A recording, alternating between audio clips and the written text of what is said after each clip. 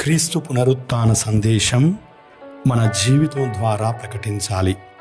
క్రీస్తునందు ప్రియులారా, జీవితంలోని బాధలు, భయం, నిరాశ క్రీస్తు పునరుత్థానం కారణంగా విశ్వాసము, నిరీక్షణకు నడిపించాలి. యేసుక్రీస్తు పునరుత్థాన సందేశం సకల మానవాళికి దేవుడు వాగ్దానం చేసిన నిత్య జీవమే. క్రీస్తునందు జీవితమే మనకు నిత్య జీవము. మనము ప్రభువునకు అంటిపెట్టుకుని జీవించడంలోనే సంతోషించాలి. పునరుత్థాన క్రీస్తు విలువైన క్రైస్తవ విశ్వాస జీవితానికి వరాలనిచ్చాడు. ఈ లోకము ఇవ్వలేని గొప్ప సంపద క్రీస్తు పునరుత్థానములోనే మనకు లభించింది. ప్రియులారా, క్రీస్తు ప్రభు పునరుత్థానములోనే మన పునరుత్థానమున్నది. క్రీస్తు ప్రభు పునరుత్థానములోనే నిత్య జీవమున్నది. క్రీస్తు ప్రభు పునరుత్థానములోనే శాంతి సందేశం ఉన్నది. క్రీస్తు ప్రభు పునరుత్థానములోనే ప్రేమ వరము ఉన్నది. క్రీస్తు ప్రభు పునరుత్థానములోనే విశ్వాస విజయము ఉన్నది. క్రీస్తు ప్రభు పునరుత్థానములోనే పాప క్షమాపణ ఉన్నది. క్రీస్తు ప్రభు పునరుత్థానములోనే దేవుని సాన్నిధ్యం ఉన్నది. క్రీస్తు ప్రభు పునరుత్థానములోనే దైవ ప్రజల ఐక్యత ఉన్నది. క్రీస్తు ప్రభు పునరుత్థానములోనే మన ప్రేషిత సేవ ఉన్నది. ప్రియులారా, నూతన పద్ధతుల్లో క్రీస్తు సువార్తను బోధించడం అంటే మన జీవితమే సువార్తగా మారడం. యేసు విధానమే సువార్త ప్రబోధములో మనము అనుసరించాలి. ప్రపంచమంతటా సకల జాతి ప్రజలకు సువార్తను బోధించమని పునరుత్థాన యేసు ఆహ్వానిస్తున్నాడు. ఈ బాధ్యతను నిర్వహించడంలో ఆత్మల రక్షణలో భాగస్వాములమవుతున్నాము. ప్రభు ఆత్మ నడిపింపు ద్వారా ఈ కార్యము నెరవేరుతుంది. ప్రియులారా, దేవుడు ఈ లోకాన్ని ఎందుకు సృష్టించాడు? ఈ లోకానికి జీవమునివ్వడానికే ఆయన సమస్తమును సృష్టించాడు. క్రీస్తు పునరుత్థానము దేవుని సృష్టికి రక్షణనిచ్చింది. పతనమైన మానవాళికి క్రొత్త జీవం పోసింది.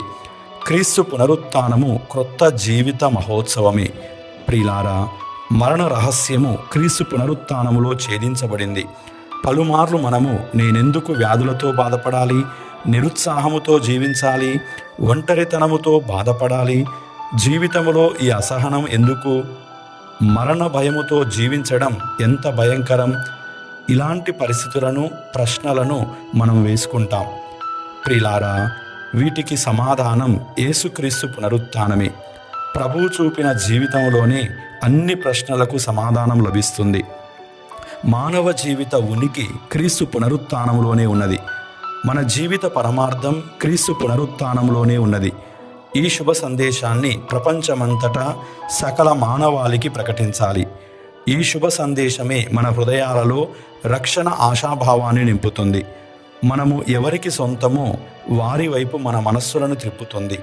ప్రియులారా, ఎంతోమంది పునీతులు క్రీస్తును అనుసరించడంలో ఒకవైపు వారు అనుభవించిన బాధలను, హింసలను మనతో పంచుకుంటున్నారు. మరొక వైపు ఆ బాధలను, హింసలను ఎలా అధిగమించి విజయం పొందారో మనతో పంచుకుంటున్నారు. క్రీస్తు సహవాసములో లభించే రక్షణ ఈ లోకంలో ఎవ్వరూ ఇవ్వలేరు. ప్రస్తుత ప్రపంచంలో క్రైస్తవ విశ్వాసులపై భయంకరమైన హింసలను చూస్తున్నాము. క్రీస్తు పేరిట పనిచేసే మిషనరీలపై పైశాచిక దాడులను మనము చూస్తున్నాము. క్రీస్తు పేరు పెట్టుకున్న వారిని కూడా హింసించడం, వారిని వెలివేయడం, వారికి భద్రత లోపించడం, భయభ్రాంతులకు గురి చేయడం, చివరికి ఈ లోకంలో వారికి స్థానం లేదని చంపివేయడం చూస్తున్నాము. ప్రియులారా, కోట్ల కొలది విశ్వాసులు ఈ భయంకరమైన హింసలను క్రీస్తు కోసం సంతోషంగానే భరిస్తున్నారు. క్రీస్తు కోసం జీవించడంలో ఎంతో సంతోషం ఉన్నది కదా. క్రీస్తు సహవాసంలో జీవించడం అంటే నిర్భయంగా ఉండడం, దైవ మానవ ప్రేమలో జీవించడం, నీతి న్యాయం పాటించడం, పేదలను ఆదరించడం, దుఃఖితులను ఓదార్చడం, వేదనలు పొందుచున్న వారికి తోడుగా ఉండడం, ఒంటరితనముతో పీడింపబడుచున్న వారికి మనోధైర్యాన్ని నింపడం, నిత్యజీవ ఆశాభావముతో ఆనందించడం, ఈ కృపావరాలు కేవలం క్రీస్తు పునరుత్థానములోనే మనకు లభిస్తాయి. ప్రియులారా, యేసుక్రీస్తు నామమున బోధించకూడదు అని అధికారులు శిష్యులను హెచ్చరించినా మేము దేవునికి విధేయత చూపాలి, మనుష్యులకు కాదని నిక్కచ్చిగా చెప్పగలిగారు. క్రైస్తవ సహోదరి సహోదరులారా, మనము దేవునికి సంపూర్ణ విధేయత చూపాలి. ఈ క్రమములో మన జీవితాన్ని కోల్పోయినా, కోల్పోవలసి వచ్చినా క్రీస్తునందు పునరుత్థాన భాగ్యం ఉన్నదని ఆనందించుదాం. క్రీస్తు ప్రభు మనలో ఒకనిగా జీవించడానికి ఇష్టపడ్డాడు కదా, మనము ఆయనతో జీవించడానికి ఇష్టపడాలి. ఈ లోకములో అదృశ్యుడైన దేవుని ప్రతిరూపం యేసుక్రీస్తు ప్రభువే. ఆ ప్రభువుకు ప్రతిరూపాలుగా క్రైస్తవులందరూ జీవించాలి.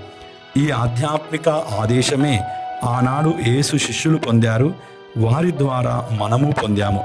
మన ద్వారా మన భవిష్యత్తు తరాలకు ఈ సందేశాన్ని అందించాలి.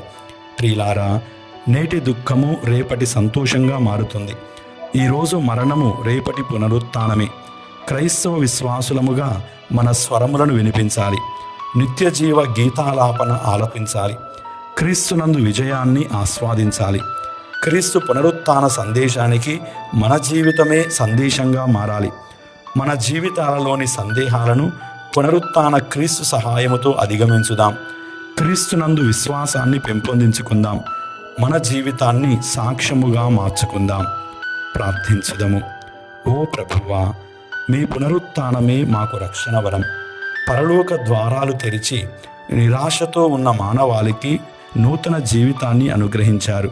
మీ పునరుత్థానము తర్వాత మేము పొందిన ఈ క్రొత్త జీవితంలో మీ ప్రతిరూపాలుగా జీవించేలా మమ్ము ఆత్మీయంగా బలపరచండి. మా జీవితం ద్వారా నీ కృపకు సాక్షులముగా జీవించుదుముగాక. ఆమేన్.